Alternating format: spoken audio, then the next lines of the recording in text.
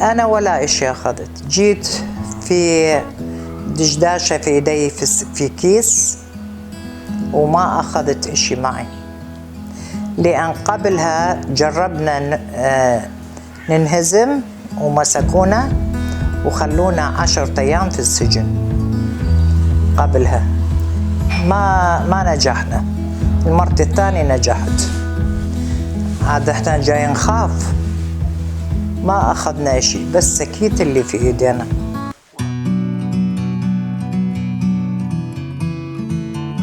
اسمي زبيدة أمل، جيت لإسرائيل سنة 1972. أنا انولدت في قضاء الشامية وعمري 5 سنين انتقلنا إلى الديوانية، وفي الحرب أيام ال6 احنا انتقلنا إلى بغداد. كان أبوي شيخ كبير في العراق وحتى كانوا يسموه السيد محمد. هذا بابا. احنا عائلة خلاطشي، يوسف خلاطشي. في كان عنده خاله منشي خلاطشي في العراق في الشامية، اجى يدخل إلى البيت، رموه رميا بالرصاص وقتلوه. كان عندنا مجرش كبير، المجرش في مكائن حاسودات وكاروبات كانوا يستعملوها للحنطة والشعير، وأبوي كان معروف بالشامية كانوا بيسموه سيد محمد. كلهم كانوا بيحبوه، كان يمشي على الحصن طول الوقت، كان يمشي على الحصن ووراه بحراس بيحرسوه. الحياة كانت عندنا، جتنا أيام إحنا مثل الملوك، الدور تبعنا كبيرة، خدم وحشم عندنا في البيت، وسايق سيارة في البيت، ومدللين زي الملوك، لكن صرنا زي الكلاب. جانا يوم كنا نقول الكلب أحسن من اليهود، حتى من كنا في الشارع يجي واحد يسوي يعني جاي يبزق في الشارع، يعني اليهود ما قدروا يشوفوا اليهود. لكن كان واحد صاحبنا اسمه عدنان الله يرحمه قال إذا اليهود يطلعوا من العراق تنكفي يعني بتروح العراق. وصح، قال هم اليهود هم أهل الخير، هم جابوا لنا الخير، بس إذا يروح خير العراق. بالأول بدوا باليهود، صاروا يشنقوهم، صاروا بياخذوا كل الأملاك تبعهم. بعد ما طلعوا اليهود بدوا بالمسيحيين وبدوا بالإسلام نفسهم. الأغنياء ما كانوا يخلوا مسلم غني. كثير من الإسلام الأغنياء وهم أصحابنا ونعرفهم، هم ساكنين اليوم في لندن. بالديوانية كانت هناك مؤسسات يهودية؟ كانت مدارس؟ لا ما كان عندنا مؤسسات يهودية، كنا نتعلم في المدارس العربية، كانوا يحترمونا. يوم واحد البنات، أنا كنت صف السادس، كنت بالديوانية،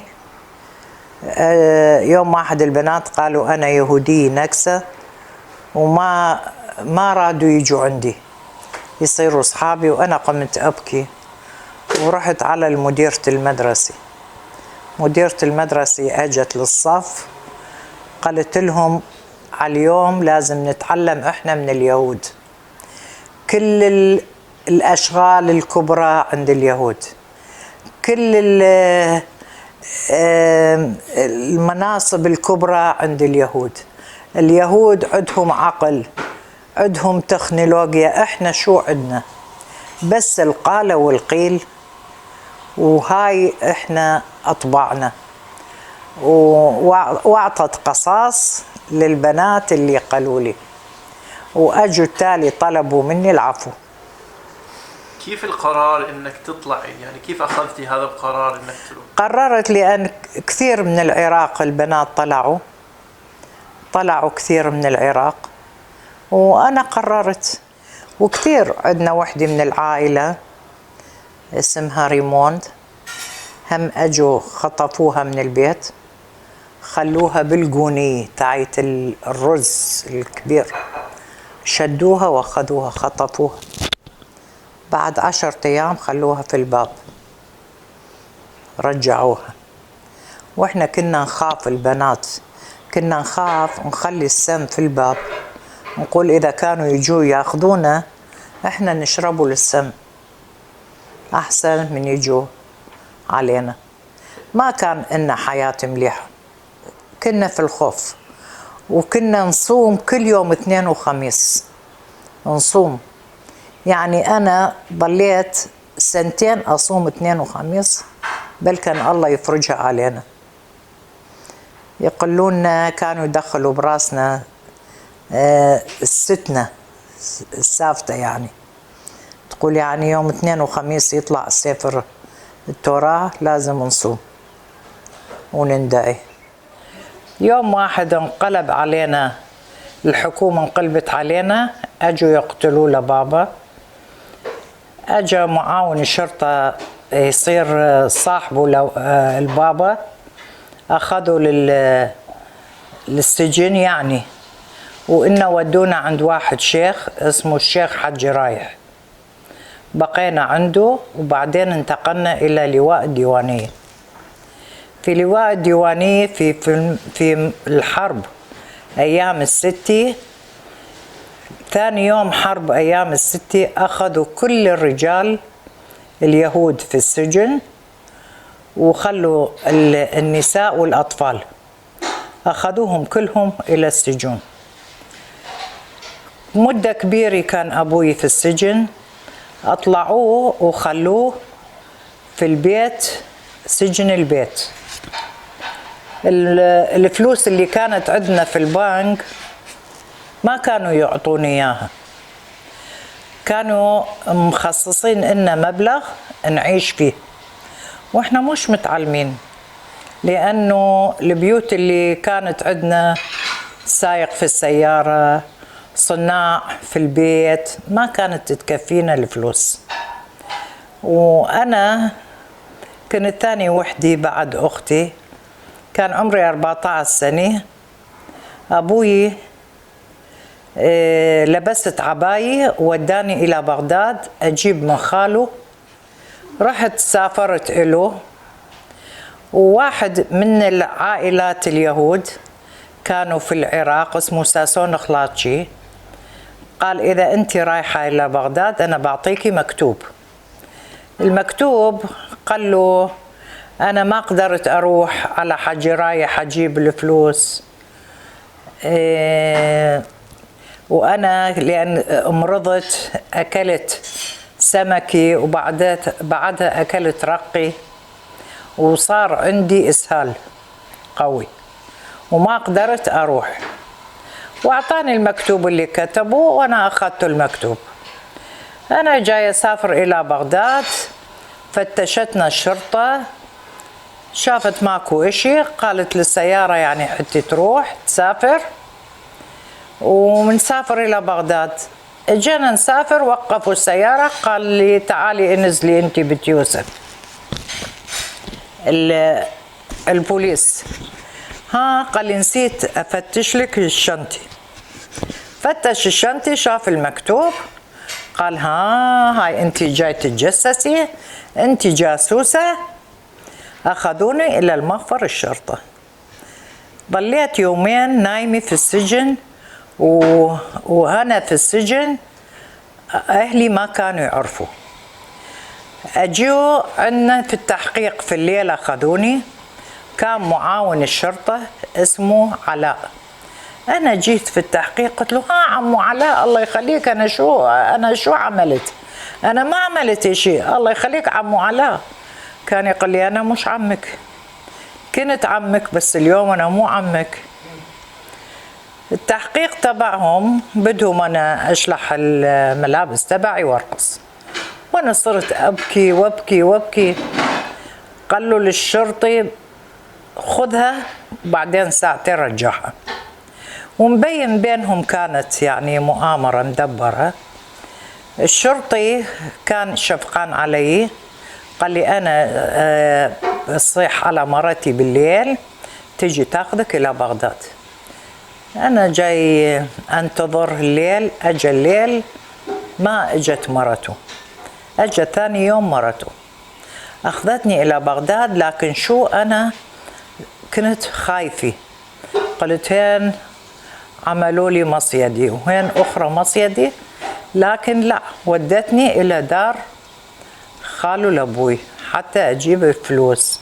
أنا وصلت قال لي شو ليه جيتي؟ قلت له هذه القصة وهذه صار فينا هيك. قال لي ليه جيتي؟ هسه كلهم جو هسيس خلفي، هسه يجون ياخذوني للسجن، روحي ارجعي. قلت له وين ارجع وانا بنت؟ بعدني لا تخاف ما بيعملوا لك شيء. خلاني عنده. عقب يومين رجعت جبت فلوس وجيت عند ابوي. بعدين ابوي تنقل الى بغداد. وصلنا الى بغداد يوم واحد، رحت بزور صاحبي لي، اجا البرزاني. مش هو البرزاني، من يعني احد من عنده كانوا عاملين يطلعوا اليهود من العراق بطريقة القشغ يعني. قلت له تقدر تاخذني معك؟ قال لي انا اريد 1000 دينار عراقي. طلعنا اول مرة على طريق أربيل، نيمونا تحت الجبل. هذول اللي لما نعبر تبدلوا، ما قدرنا نعبر نفس اليوم، احنا لازم ما نتعطل، لازم نفس اليوم. تبدلوا، والبرزاني قال خليكم جوا تحت الجبل لا حد يشوفكم، لا تطلعوا. ورا 3 أيام هيك العصر بال5 قال رجعوا. هذولا كانوا يعطوهم يعني فلوس رشوات، يعطوهم عشان حتى نعبر. الساعة بال5 قال يلا، جابوا لنا سيارة جيب، واحد على الثاني، غطونا بشادر وعبرونا. لكن البرزاني هو ساعدنا. ولما كنا في أربيل قال أبويا عدكم بالمستشفى في بلنسون وديروا بالكم عليه. قلنا له طبعا كاكا احنا ندير بالنا عليه. ليش ما ندير بالنا؟ لأن هم كانوا دارين بالهم علينا. الكرات كانوا كثير بيحبونا وكثير احترمونا، كثير احترمونا. وبعتقد لليوم الكراد هم بيحبونا واحنا كثير بنحبهم. ولليوم في عندي صاحبي في أربيل تقول لي تعالي عدنا لأربيل، كثير إسرائيليين جايين إلى أربيل. وأنا جاي أفكر إذا أسافر أو لا. أنا جاي أخاف بس بدي أروح. قلت لأهلي إذا أنا بطلع هذا النشان، إذا أنا طلعت قشغ هذا النشان يعني أنا وصلت. ونيك يعطوهم نشان، نشان علامي، علامي إيش إيه. عاد أعطيته النشان ووداه عند أبويا، وأبويا أعطاه 1000 دينار. أبويا من يومها ما كان عنده في راسه يطلع من العراق، كان يخاف. لكن شافني طلعت وصاروا يسألوه وين بنتك، صار يخاف. كان عنده كثير بيعرفهم في الحكومة، أعطوه باسبورت سافر إلى لبنان. من لبنان أجا لإسطنبول، ومن إسطنبول أجا إلى إسرائيل. وهيك طلعنا إحنا من العراق. لما وصلت إلى إيران إلى طهران كان موشي هليل الله يرحمه هو استقبلنا، وكان قسم من الضباط استقبلونا. وكانت إيران كلش مليحة مع اليهود. وجينا إلى إسرائيل. انت ما ودعتي اهلك يعني لما طلعتي؟ لا، ما ودعت وما قلت لهم، وكنا نخاف. صرنا واحد يخاف من الثاني. ليش؟ بنخاف، لا حد يحكي، لا حد يمسكنا، بنخاف كل اشي ما نقدر نحكي، لا ابونا لا لامنا، جاي نخاف. ترى الشعب العراقي شعب على الله، بس الشعب العراقي على حس الطبل خفي رجلي، هذا مثل. يعني شو خفي لرجلي؟ مثل هذول اللي عدموهم اليهود، كلهم طلعوا إلى ساحة التحرير وكلهم طلعوا في مظاهرة، هذول خونة، هذول جواسيس. شو بيقولوا لهم؟ بيصدقوا. بس هم مسكينين كانوا أولاد بعدهم، ولا واحد يهودي يتجسس ولا واحد يقدر يتجسس، كلهم خايفين. بس الشعب العراقي كان، العراق تهمونا، الحكومة تهمتنا، بس الناس هم كانوا على الله وكانوا بيساعدونا وبيحبونا. وحرام هذه هيك صارت بيننا العلاقات اللي صارت كلها من وراء الحكومات.